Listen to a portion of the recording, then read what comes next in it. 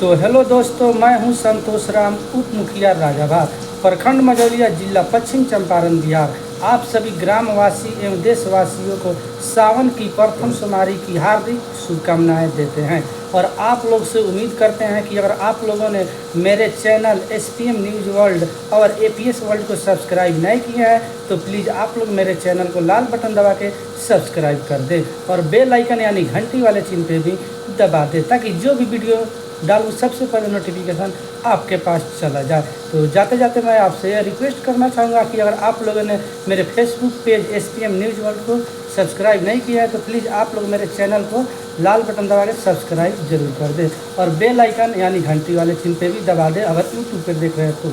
चलिए आइए वीडियो के एंड करते हैं और फिर से मिलते हैं अगले नेक्स्ट वीडियो में नए अपडेट और नए जानकारी के साथ। तब तक विदा लेता हूँ। मैं संतोष राम, उप मुखिया राजाभार, प्रखंड मझौलिया, पश्चिम चंपारण। जय हिंद, जय भारत।